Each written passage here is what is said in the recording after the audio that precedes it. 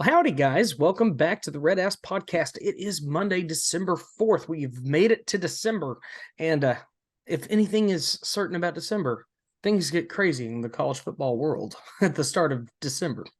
Well, especially with the portal days. By the way, I'm Roy May, fighting Texas Aggie class of 2015, I'm and we're Rob White. obviously going to talk about the portal. Yeah, I'm Rob White, class 14. We are definitely going to touch on the portal. A few other topics today. Definitely going to be looking at championship weekend, Army, Navy, a handful of other things. So we're pretty excited to get into that. But yeah, portal's hot and alive right out the gate. Yeah, obviously, I think every Aggie understood that there was going to be some movement on our end, and that's going to occur when you have a coaching staff overhaul, which is thankfully what it is. I mean, it looks to be a true, pretty much overhaul. Mm-hmm. Probably before we get into the portal, let's talk about Rob leaving. Like that sucks, because the relationship he had with players, but at the same time, um, you know, I'm a I'm okay with it. One, it's a great career move for him to go be an actual play caller on the defensive side of the ball. So Yeah. I totally understand it. And the fact that it took him so long to decide shows you how much he truly loves this place and loves the kids, that he works with. Yeah. But he also has to think about his career, so I get it. And second of all, the deeper you dive into it, the more, and if you can be objective at all, and that's always the hardest thing for any sports fan to be is objective, and these days even sports broadcasters for that matter. Now wasn't the time for him to take over play calling at a program as big as A&M. And I get where we're at, wins and losses over the last couple of years, and I get that. But A&M's still a big program, and it's certainly much bigger than Syracuse. Right. So obviously, then you combine that with the fact that the new head coach is his buddy. They were together back in the days in Baylor. So I get his decision, and I understand, or I can appreciate how hard it was for him to come to that decision, especially given how long it kind of took him to decide. But that's a perfect example of, Aggies love to use this phrase, let's go money whip people. That's a perfect example of somebody can't be money whipped. I mean, we're going to pay him. He was going to be paid the highest of any position coach in all of college football, but he chose what was right for his career. So, tip of the cap to him. You have to love everything he did here and how important he was here to recruiting and relationships, but you got to move on. And that's part of rebuilding a program is, if they're not going to be here, they're not going to be here.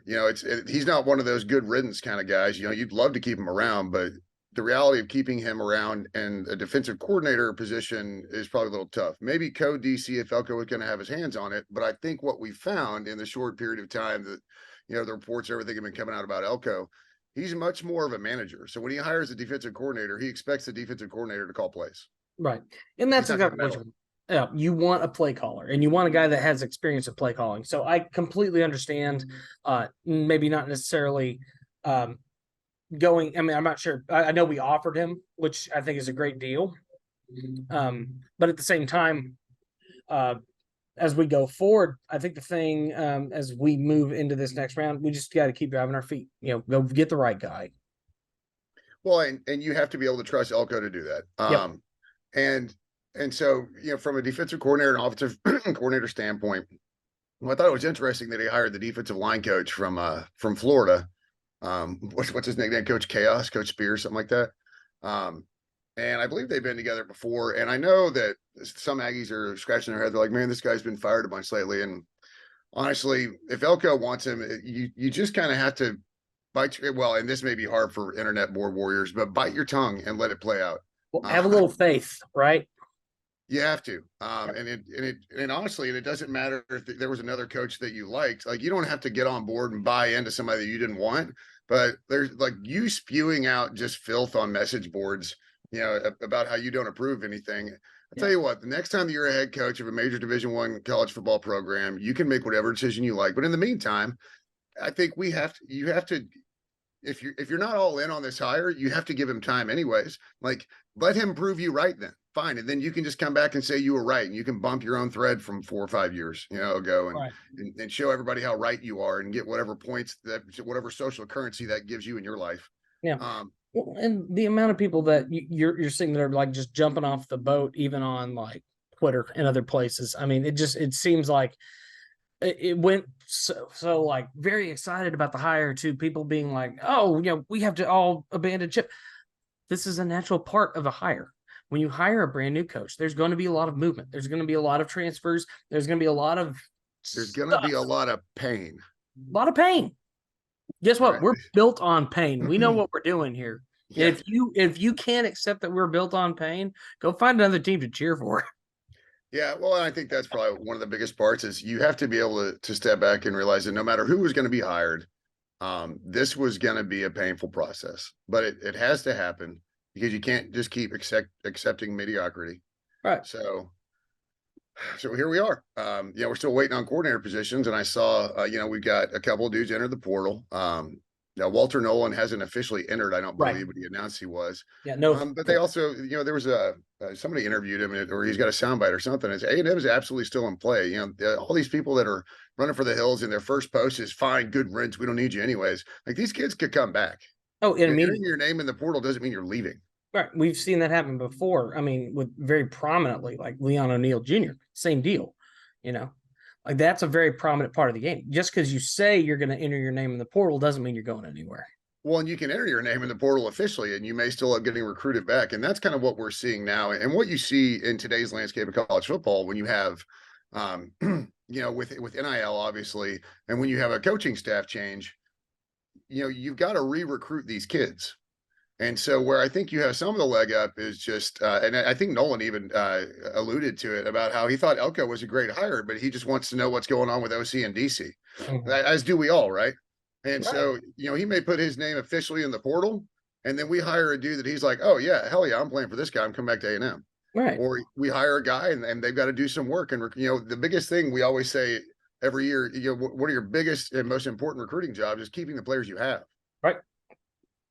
And so it's really no different. I mean, you'll have some guys starting a little bit further behind the 8 ball than, if it were you were keeping the staff together and somebody were just entering the portal. But so it comes down to being able to, get out on the trail, go recruit. You got to immediately get to that. But you also have to recruit not only the portal coming in, but the portal trying to go out. Well, yeah. One of the things I thought was really cool. I'm not sure if you saw this. The ESPN hasn't lined out where they have just the constant list of players as they're announcing being posted on here. You want like the full blown portal roster? Yeah. So here's something crazy. 4 of Indiana's 5 starting offensive linemen hit the portal this morning. Oh, I did not see that. 4 of their 5. So, I mean, it's part of the deal, right? Like you're going to have these situations. We're not the only ones that are going to be hurting here, guys. Well, and you're going to have these situations every year, even if you maintain a college staff, because kids don't feel like they're getting enough playing time. Kids don't like the direction the program's going. They're going to enter the portal. And again, that goes back to, can you haul them back in? Are these people that if they hit the portal, you're okay with it? Did you have that conversation with that player? Now, I'm not saying at all that has to do with Walter Nolan, because he's not ever a guy you say, yeah, sure, good luck. That's a guy you stay out and you recruit just as hard as he got recruited, to come here in the first place. Right. And I would love to have him around. Absolutely would love to have him around. You'd be insane not to want Walter Nolan on your team. Yeah. So it's just such an intense dynamic, especially when you're changing over your whole staff. It's not like you're changing coordinators. You change a head coach, which means you're also going to change coordinators. That also means you're going to change how the entire program feels and looks from the inside, the part of the program that we don't see and quite frankly know very little about. Right. And I prefer it that way. We've had so many problems in the past as Aggies. Is too many people want to have their hands in the pie, and they want to say in things because they donate a lot of money. And while, the reality is I understand that if you donate a metric shit ton of money, you do get to have a little bit of say in some things, but none of that should be say of what goes on inside Bright. None of that should have anything to do with what happens on the practice field. Like, you want to talk about the in-game script for commercials and stuff because you pay a lot. Like, I get all that, but we'd be doing ourselves a favor if we would just kind of fire and forget. Like, we hired Elko, now just leave it alone. Mm-hmm. If the round is active and the round is good, the round will find its target. Right. And so that's kind of how I'm hoping we approach this with Mike Elko is, and if he hires a guy that you're like, oh, what about this guy? Let him put his whole staff together and let him run a football team out on the field. And then you can start lobbing grenades all you want to about, and the I told you so's and all that other crap that makes people feel good about themselves for whatever reason. Yeah. But I'm on, I like the Elko hire. Yeah. So yeah, obviously I liked him when he was here. I like what he did at Duke. And so I'm in a wait and see, but I'll trust. Like I trust him to do the right thing and make the right hires. And Well, that's and I'll just be patient. well, and we saw what happened. Obviously, what he did at Duke. You know, he went and took a 3-9 team and turned them around to a 9-3. So if you just let the man go out there and get his guys and set up a team that can actually win under his system and do what he needs to do in this conference, I don't care what it looks like. Just Oh, dude, I don't care if we go to the triple option and then we're 3 yards in a cloud of dust. If we're winning football games, I don't care. exactly win the games. I mean, that might not keep the Evan Stewarts of the world around if we go to the triple option, but well, no, but it's just whatever it is and whatever you got to do, win it. And that all starts inside of Bright with the culture that he's going to build and the coordinators that he hires. Yeah. It's sometimes it really is that simple. Yep. Sometimes it really, really is. So, so segueing it though, talking about, you really have to recruit your portal, right? Sure. Not just in, but your guys trying to leave. Yeah. So right now we've got Evan Stewart isn't in the portal, but Not everybody yet. thinks he's going to go. Walter Nolan technically isn't in the portal, although he's announced his intentions very clearly. Sure. Let's see. We had a couple of decommits. We had Cam Coleman switch his commitment to Auburn. We had Gabriel Relaford decommit. But again, this is one of those things where these kids, look, if you're ever trying to figure out what a 17 to 19-year-old college football player, high school football players is doing with their lives, like just you got to find another hobby, man. Like they'll change their minds because the weather changes, and I get that because I've been that young too, and I've had all, and I've never been in a situation where literally I had possibly an NFL career out in front of me, Right. But you got to trust that like the Relaford, Cam Coleman. It doesn't mean we're going to stop recruiting them. It never does. Just like when we get commits, the other schools don't stop recruiting them. Yeah. So this new staff may bring something to the table that those kids are like, oh, hell yeah, I'm all in on. Yeah. Now, Cam Coleman, I think, might be a little tough because of Damian Craig. I think there's a really deep relationship there. But you can't win them all, right? And that's at the end of the day, the kids that are going to want to be here are going to be here. If they don't want to be here, they're not going to be here. You're always going to lose kids in the portal, and you're always going to get kids in the portal. And I think fans are still having a hard time, like truly wrapping their head around that. And I get that because it's just, 5 years ago, we weren't talking about this, right? And so, and all the time we grew up watching this sport, this wasn't a thing. If you transferred, you sat out a year, blah, blah, blah, blah, blah. And and I'll admit, like, it's still kind of difficult to wrap my head. Like, I'm glad I'm not a coach because they had to transform so quickly about their approach and how they recruit and how they operate now that the portal was part of it. Right. And so it's taken a while. You just kind of have to get used to it because whether you like it or not, it's part of the game. It's just like them moving the kickoff. So we rarely have returns. Like it or not, it's just part of the game. And you kind of have to adapt and understand that. So as fans, the transfer portal being a massive part of recruiting along with NIL, man, it's just part of it these days. Yep. And like you said, you're not always going to win, but you're not always going to lose. In fact, generally, you should never win or lose when it comes down to it. Yep. If you break even in the portal every year, as long as you've got a good roster that's still in the building, it's a plus. Now this year the portal is nutso already. I mean, what was it? Kyle McCord up from Ohio State announces his intention to hit the portal. Yeah, what's his name? Gabriel Jones, quarterback from OU, who I thought played really well. Yeah, he's Dylan in the Gabriel. portal. Yep, Dylan Gabriel. Dylan Gabriel, thank you. They're like, it's so quarterback heavy in the portal this year. I mean, remember Max Johnson's in there, who's proven that he's a serviceable backup, if not a starter at maybe a group of 5 school, maybe even a power 5 school that just needs a quarterback like Max. Max isn't like a super dynamic runner, but he can run. He's not, he's not going to throw for 5,000 yards a season, but he can throw the ball. And you always, your one question would be, I wonder what he's going to look like in an offense not like what we were running. So maybe Max goes somewhere and absolutely excels, and I love that for him. But look at Connor Wake. I'm excited about Connor Wakeman coming back. Hopefully, fingers crossed, everything's good on that front. Who's Haynes King? If you look at Haynes King, right, goes to Georgia Tech, did better at Georgia Tech than he did at A&M in a lot of ways. And I know a lot of people were criticizing Jimbo's offense is the whole reason he's been there. Yeah, was there still a bit of a talent disparity there for him? Absolutely, by comparison. But you get put in a system where you work and you can work well, It's not a bad deal.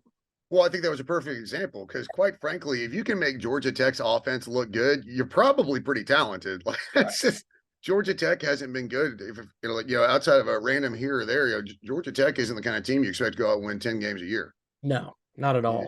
you just don't. And even when the ACC's down, like that's kind of brutal. Yeah. So it's just a dynamic of the sport now, and you don't have to. It's just like the coaching change. You don't have to embrace it, but you're going to have to accept it. Yep. Yeah. And There's. Yeah. it just makes following recruiting so much more of a nightmare as a fan. Well, there's so Like, many moving parts constantly. I mean, I can't imagine. I know the fine folks that run all these recruiting websites. If you're running, I'm sure Billy Lucci and all these other fine folks. You're sitting here and you're constantly just running around the message board world, the recruiting world. There's so much content all the time, and people are pouring money into this stuff because they're trying to understand what's going on. Like as far as money is concerned, oh yeah, those guys are enjoying every minute of it. But well, I'll be honest. I thought about that before, like, yeah, because now that you kick in, the transfer portal stuff, yeah, and so people like Hal and Bronny, like how many hours are they working a week, man? I feel like that's one of those jobs where even though you're at home, you're working because they always have to be by their phone and they're monitoring kids and not to mention the relationships that you have to forge to get good information. So that takes time and effort to forge those relationships. Mhm. And I'm just like in today's day and age of recruiting and NIL and the transfer portal, like do any of these reporters that do specific recruiting, like do they sleep? Because I mean, Bronny covers baseball recruiting as well, Yeah.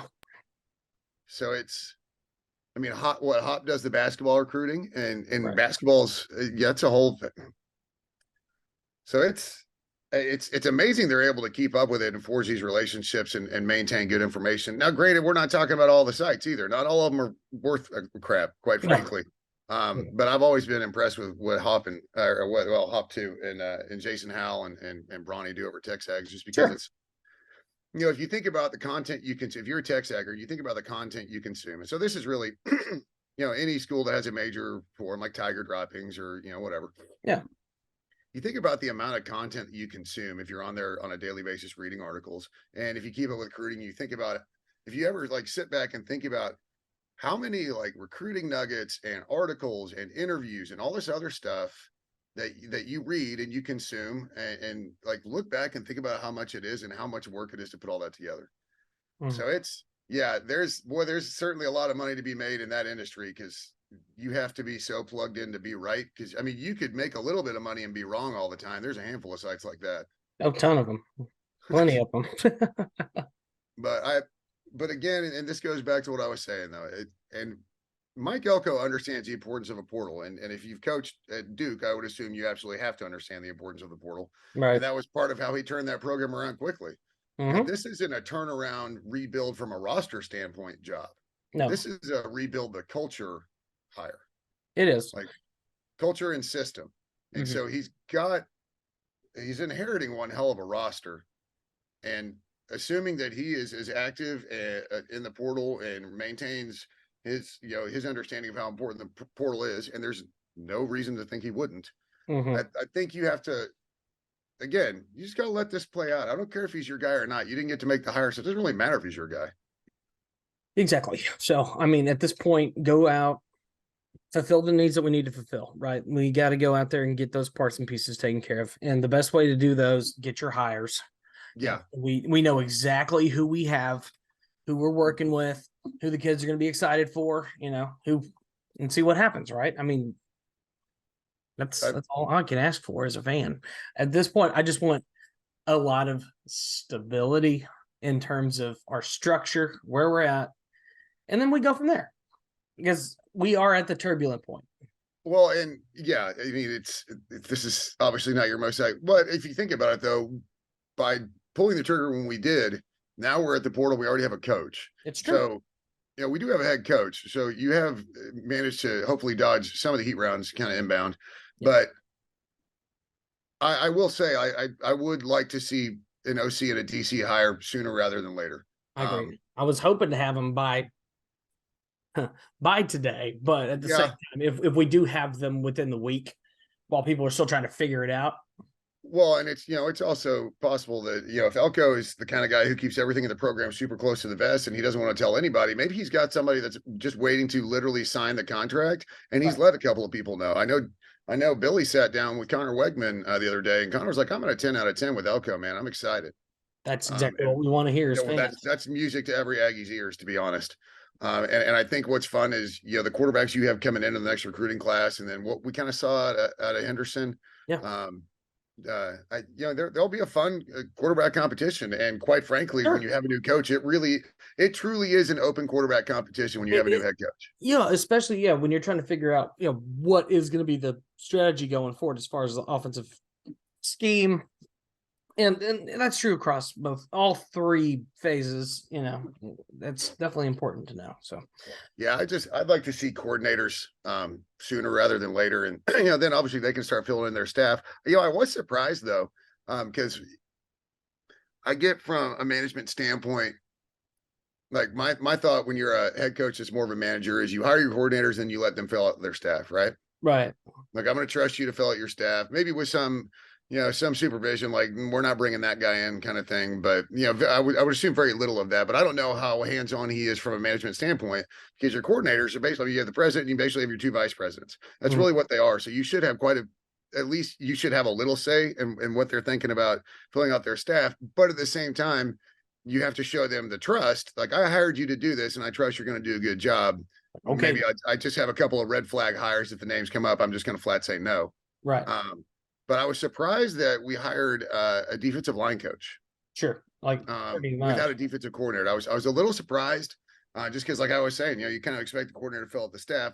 But if there was going to be a side of the ball where an assistant got hired, the defensive side of the ball is where you would expect it with Elko, obviously, with him having the defensive background. Yeah, having the defensive background and having the previous relationship with said coach. Yeah, well, and I think that's kind of one of the things where if that wasn't the case, I'm not sure this hire necessarily gets made. Probably. But I think Elko also understands, like, he's got to start getting some guys in, because that defensive line depth chart is amazing, and you better get somebody in and build relationships quick. Yeah. Because that's one, that's one spot on the roster where to be competitive in the SEC on a year in and year out basis, you got to have a lot of depth and a lot of talent across your defensive line. And so I like not it in that lacked. sense. Yeah. That's we haven't lacked on that front either. So we got to maintain that. You got to do everything you can to keep as many of those big bad dudes in the building. And apparently this guy's real great recruiter, good relationship guy. So maybe this is a management decision as a stopgap. Like, hey, whoever the defense coordinator comes in, like, you just realize you're gonna have to work with my guy too. Yep. Well, and from what I had been hearing from a lot of people as far as the E-Rob information, basically, like, this was very much hey, he is ready to go the moment that E-Rob decides to either move up to a DC position or head out. So I have a feeling that this was obviously the way it went down. I mean, with the announcement within the hour, like we were already saying, boom, he's hired. So. Well, and so maybe that's one of those things where you're like, hey, well, he was prepared. He was prepared. Elko came prepared. He had that in his hip pocket, and yeah, when E-Rob made the decision, Elko was quick to move. He was, and for a fact he understands the importance of those big boys up front. Yep. And he understands the importance of keeping them here. That's again, like we said, your recruiting starts on your own roster. That's true. You're absolutely right. So we're hot and in with all the fun crap going on in the transfer portal. And you want to talk about a crazy weekend for the championship weekend. And in particular, the announcement on Sunday with the polls. We talked about it before. It felt like a lose-lose situation, and we saw it on full display. And I mean, what's there to say about it that hasn't already been said? But I don't know if you saw the SEC shorts that came out this morning, because those guys almost never miss. By the way, they're so good. I mean, how are you feeling waking up this morning if you're Florida State? It goes back. we can complain as Aggies, right? We will complain all day long about what happened in 2020. And I think that there's a fair argument to be had. If you look at Notre Dame, didn't play nearly as many games. If you look at what happened with, Ohio various State other, won 6 games, yeah, played 6 games. you look at Ohio State, they only won 6 games or whatever. And so, I mean, you played half a schedule. So there was a lot of complaints coming from the A&M side of things that were all justified. There has not been a hose job, in my humble opinion, quite like what we saw with Florida State. Now, I completely understand where their logic comes from as far as we want the 4 absolute best teams in the playoff, like who we think are the absolute 4 best in the country. And okay, I'm thinking to myself, okay, then why would you put Washington in there when I think Washington would lose to Ohio State? Why would you do this? Why would you do that? If you're going to make the games matter, then let them matter. Yeah, well, otherwise, what are we doing all this stuff for and having injuries and all this other, like, what's the point of any of this? And so that's why it's, man, it just, FSU got hosed. They did everything that the committee asked them to do. In fact, somebody pulled up an old Kirk Herbstreit tweet from like when the first or second rankings came out, and FSU fans were pissed they weren't first or second. And Herbstreit responds with, "Don't worry about it. Just win all your games and you'll be in. It doesn't matter if you're 1, 2, 3, or 4." And it turns out that the committee decided to punish a Florida State team that won 3 games without their starting quarterback. So I think to an extent that makes them even more intriguing. Yeah. And then on top of that, their second string quarterback, I think, would have been back for the playoffs. So you're not even talking about the third string quarterback being in. And so you hose Florida State for literally going undefeated. They did everything that there's nothing Florida State could have done more other than, I guess, maybe some style points, but it's just such an absolute screw job. And if you ask me, just should have left Bama out. Yeah. I mean, if we're being honest, I know a lot of people. Personally, you could have just left the Sips out and everybody been fine. Well, and I think had you left Texas out, I don't think there would have been a single Aggie that would have had a little bit of sympathy if Texas was sitting at 5. Like, oh, I'm so sorry that you're going through this right now. None. It's just it's so crap though, because you just think about like, how can you say that Georgia isn't one of the best 4 teams? Right. I mean, I would argue. See, this is where the limiting factor of a 4-team playoff was a mistake from the get-go. And we've talked about that. I mean, I remember when they first announced it, I was like, 4? Are y'all insane? And I know a lot of people were like, well, just go back to the BCS. Let's just have number 1 and number 2 go for it. I'm like, I don't hate the idea of a playoff, but if you're going to do a true postseason, let's actually do it right. Make the conference championships matter. Yeah, at the least they could have gone 6 with 2 buys or something like that. But I mean, this is the last year we have to complain about it. But since it happened, we're going to complain about it. That's just the truth of it. Now, I will say, everybody's saying, it looks like they did everything they could to have an Alabama and Texas rematch in the final. Maybe. And we'll get into this, I guess, as we get closer. But I don't think Washington is the cakewalk that everybody's making them out to be for Texas. They're the team that I'd say as soon as they were getting into this, when the rankings were set in final, that's who I was pulling for. If it wasn't them, it was going to be Florida State. Because I think those are 2 really good games, honestly. Yeah. They're great games. I will say it's going to make phenomenal TV, and that's the problem. Yeah, right. At the end of the day, it was. I'm not saying that that's what the official reasoning is, but I don't believe 100% what the reasoning is. But yeah, this is a conspiracy theory that you can all believe. ESPN, from what I had heard, there was some analyst that had posted the rankings last night or like the night before saying that this is what it's going to be because this is what they want it to be for TV. And that's exactly what happened. All I'm saying is if I was a Florida State player right now, I completely understand any frustrations because you did everything you were supposed to do, everything they have told you to do from the beginning, and they're going to punish you because one player out of 110 or so on your roster just so happens to have an injury that was a little too much for TV to not want to give you any additional credence. That is horseshit to me. What happens if Florida State beats Georgia? claim the national title, and I wouldn't give you one little bit of shit for it. I would, especially if the national championship ends up with a loss. Right. Because that's a scenario that could 100% happen.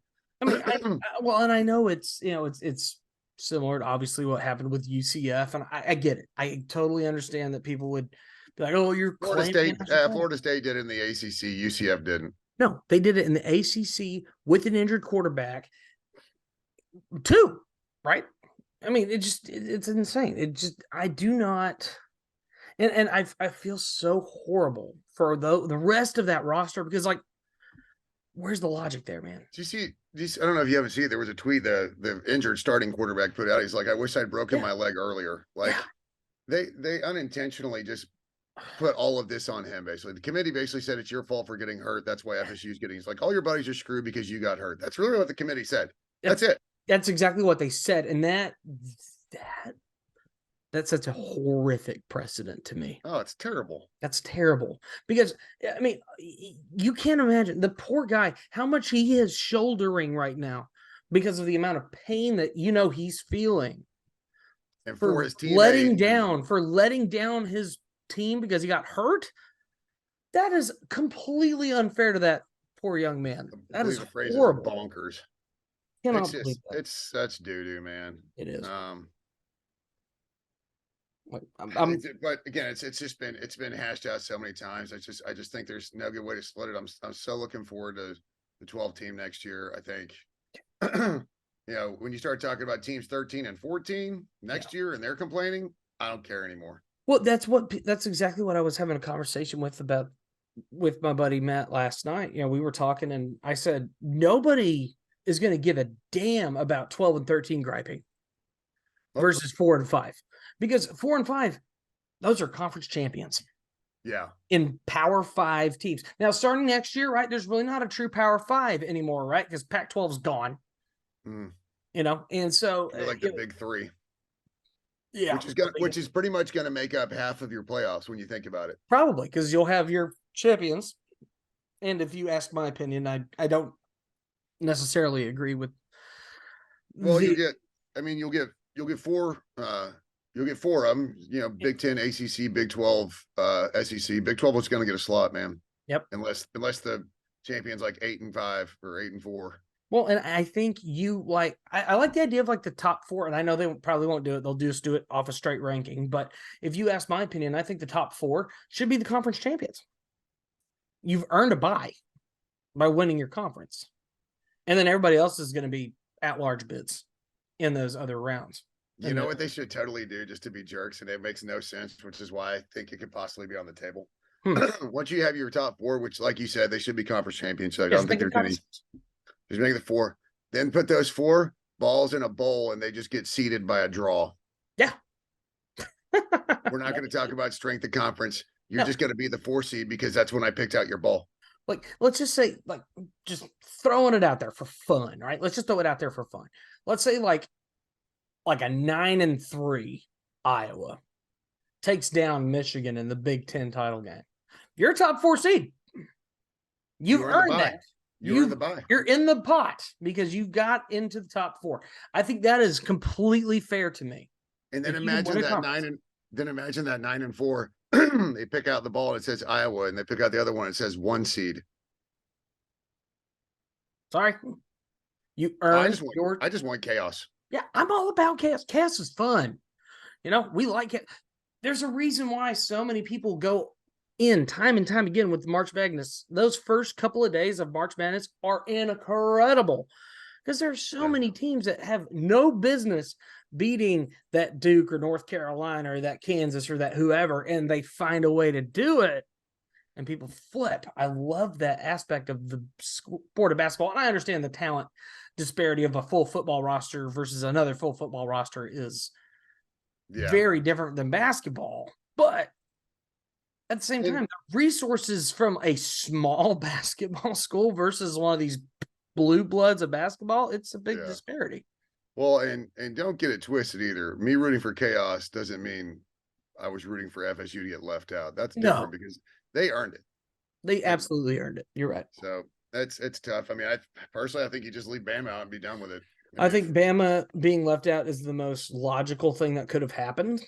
And I understand where they're saying, yes, Alabama, they went on an 11-game run. They have been cruising along. I understand that. And you love to have Nick Saban in there for your ratings. Florida State went on a 13-game run. Right. Florida State went on a 13-game run with an injured quarterback. Get out. Yeah. Oh. It's just, it's complete garbage. I think Bama should have been left out. I really don't care if the SEC's in it or not. I really don't. No. Like, as soon as they decide to let the SIPs in, I give a crap about the SEC went down the toilet anyways. Right. And I have no allegiance to this conference. No, and at the end, well, and see, that's kind of where my head was, because the moment that they announced Texas coming in, I mean, that pretty much told me all I needed to know. Yeah. As far as where you saw us and how much you valued what you said we were bringing to the conference. Now, on that same token, if here in the near future we start seeing the likes of Florida State, Clemson, any of those guys try to come into the conference, I say let them. Florida can kick rocks. South Carolina can go kick rocks. Y'all didn't 100%. back us up. Yeah, I have no problem with any of them coming to the conference. I don't Bring them in. 100%. Yeah. Yeah. Absolutely. Well, it was a crazy weekend, though. It was definitely a crazy weekend, and obviously championship games always a ton of fun. I thoroughly enjoyed it. I was proud of my New Mexico State boys. They lost to Liberty, but they made it to the Conference USA title in their first year in the conference. There you go. The most wins they've had in a season since 1965. So, wow. Aggie up, baby. Go get them. And so they're going to play in the New Mexico Bowl. I think they're playing Fresno State, which should be a fun game. But yeah, you get a bowl game after such a dry spell like that as a program. Yeah. I think sometimes we always kind of forget about that. Is there are so many teams out there that just they ride the struggle bus for so long, and then on top of that, with them changing conferences, you never know how you're going to end up entering a new conference, how you're going to compete. So it's those are the kind of programs where some of these lower bowls really are important. These kids deserve to go to a bowl. They earn the right to do it, to experience bowl week and get their little swag and all that other crap that comes with being in a bowl. And so they've earned it. So they deserve it, man. They do. And I'm very proud of those guys. I mean, they've definitely worked their butts off to get where they're at. So excited for those. Obviously, bowl season in about to be in full swing here very shortly. But before all the bowl games and all that fun crap, we have Army Navy.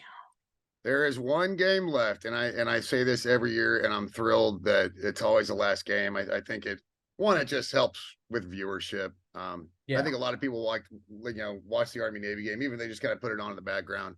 But I think when you're able to showcase it as its own, like pretty much holiday, it's its own football game. So they're playing in Foxborough this year, which is outside the regular rotation. Whoa, I did not know that. That's wild. Yeah, they're playing Foxborough on Saturday, and Army is a 2.5-point favorite. So on a neutral field, that means Army is just a little bit better than Navy. I don't know if Army's better than Navy. I'm cautiously optimistic because kind of the eye test, believe it or not, as much as I complained about the committee. It's kind of the eye test because I've been able to see. I've actually watched a handful of games. CBS Sports Network covers a ton of the Service Academy games now. Yeah. So if you get that channel, like you can watch Air Force, you can watch Navy, you can watch Army. They doesn't even matter who they're playing. Like they've got a great deal with them. And so so I've been able to watch a bunch. It kind of depends on the game in the week, but to me overall, is from what I've seen, Army passes the eye test better than Navy. Well, and they've certainly looked better on the back half of the stretch of their schedule this year. I mean, you're on a 3-game winning streak going into this Navy game. That and that's what I was going to say. It's a big one to go into that on a win streak. Navy's last game, they got demolished by SMU. I don't even know how good Coastal Carolina is, but that's who Army beat their last game. Coastal Carolina is at least a name we all know. Army's schedule it was pretty stout this year for an Army schedule. Well, and you took down a really pretty decent at the time, Air Force team, 23. Yeah, and so Air Force beat Navy, just smoked Navy. We beat Air Force, so this game is for the Commanders in Chief Trophy to come back to West Point. So that's a huge thing. I believe both teams are 5-6. Yep. So this is for a bowl game as well. Yep. And it's 99% it's the Armed Forces Bowl in Fort Worth. That's basically, if the Service Academy makes a bowl, that's where they end up. Right. But see if they both, but if they take care of business, right? Like I said, this is kind a of bowl for all game the for them. marbles. Yeah, you're either going to a bowl game or you're not after this one. Yeah. So, you always want to sing second. Army, oddly enough, has a vertical passing game this year, which is really exciting. What we like to call the Army Air Corps. It's a little bit. And what's funny is it's probably like one pass a game, but they complete it. See, but they complete it. That's important, right? They complete it, and then but their stats this year are wildly similar, just like between the offensive, the leaders rushing, passing. Army defenses looked actually really good in forcing turnovers in the games that I've watched them. Yeah. Navy has been really good at giving the ball up in the games I've watched them. So I think ball security is going to come into it. Probably. Man, I'm looking forward to a good game. I love the Army Navy game every year. The pageantry, the spirit commercials in between, people all, soldiers, sailors, and Marines all over the world. Just kind of the pageantry of it all. So I'm looking forward to the Army Navy game. I took the day off work just for the Army Navy game. But it is kind of a holiday for me every year. Yeah. So if you got nothing to do on Saturday, it's 2:00 Central. And it's on CBS every year because there's nothing else that competes with it. There's no other time slots or no other games. So again, like I said, I love that they have kind of their own day for it. So yeah, I'll be up early cooking, and I might crack my beer a little too early, but such is life. Such is life when you have to beat Navy, right? When you have to watch Army's offense. Yes. I feel like. Yeah. So what you got coming up? Man, and you know what? We'll get into the bowl game as we get closer to the bowl game. Yeah, I figured we'd kind of touch on bowls after Army Navy, so we can really dig into that after that. We'll play the Cowpokes and the Tax Slayer down in Houston. Oh, fun! Always a ton of fun going down to H-Town. Famous at time. Let's go. Oh yeah, H-Town hold down. So I'm excited. So, what do you guys got coming up? So this week we are down to our very last show for the year, and it is a private show. We will be in Las Vegas on Wednesday, playing at the NFR. Oh, nice. So what's going on is Community Coffee, who's a big sponsor for the rodeo. They're going to be having us out for their. It's an event for a lot of their athletes, but like Tim Tebow's speaking at it, and then we're going to be playing after that or so. Oh, nice. So that's going to be really exciting. That's a lot of fun. Looking forward to that. This past weekend was a blast for everybody that partied with us in Huntsville and San Marcos. They were feeding us Rumpelmint shots like they were going out of style in San Marcos, and that was because they are out of style. Oh, painful. But you know what? We still had fun. But are you guys driving or flying to Vegas? We are flying. Carson's driving. Carson's driving right now with Jason. They're heading over there. They're cutting across New Mexico, Arizona today, so they'll be in Vegas by this evening. And they're hauling all of our equipment, so yay, we don't have to worry about all that, which is great. But yeah, looking forward to those. Some other unfortunate news. I had to shed a tear. So I got notified this week from CC Creations. We've been fighting for it for almost 2 years. But unfortunately, our boy Old Sarge on the baseball is dead in terms of the potential to put him in the athletic department, at least for now. Well, is that because A&M put the kibosh on it? They put a big fat vault sticker on there. They came out and said that Old Sarge and that logo was unable to be altered or messed with. I'm like, well, I did, but sure. But they said you can't alter those because they are a vaulted Texas A&M logo, aka they can only release those logos for their specific use via the university, and so no acceptance for that, and nothing I can do. That's a shame. It's a damn shame.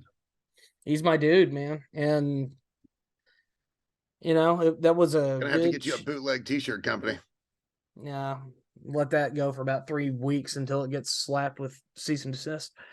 Well, if you do it for no profit, because we all have time to sit around and do that. Yeah, Have of t-shirts made course. for nothing. Yeah, let me just go and do that for the next couple of weeks. Yeah, no, that was rough. I'll be honest, I wasn't very happy with that decision, but life as is life.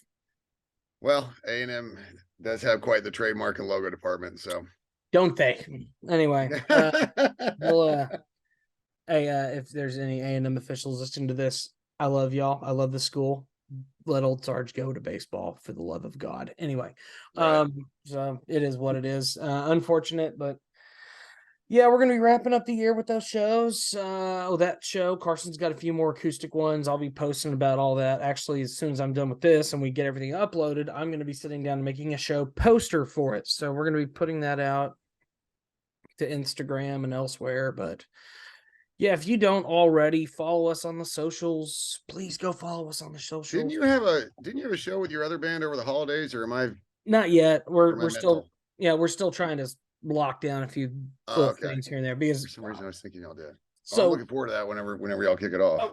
yeah, as soon as Fat Cactus things are happening, I'll let you know for sure. When we'll dive all into that as soon as we have it locked in. But yeah, this December has turned into all of a sudden where we are still very much taking time off in quotes, but at this point, we have we have a Christmas party. We're going to be filming for a music video. We're going to be recording in the studio. So there's a lot of focus on us for Right. music and content because we're going to be in the studio and not a lot of time to focus on the Fat Cactus stuff. But there's already a couple of dates coming up that we know for sure we're going to have open time frames in the spring because of weddings going on. So hypothetically, we should have a few days to get that going. So Nice. looking forward to finally getting that off the ground here shortly. But Well, it's December, so I got a whole lot of nothing coming up. yeah, that's true. Doing my Monday market update later this afternoon. I've got some more videos to drop. I've got a filming tomorrow, but I'm having some guest issues. So I get you. we shall see. But other than that, it's just the holidays, man. I love this time of year. Got my decorations up for the most part until I figured out that literally almost half the lights I put on my front bushes had gone out, and I'm not the kind of guy that goes bulb by bulb. Right. So I'm still my grade for my Christmas decorations is an incomplete so far. It's all right. I got the roof done. Well, see, I haven't had a chance to do much of anything, and that's because like literally you come into town.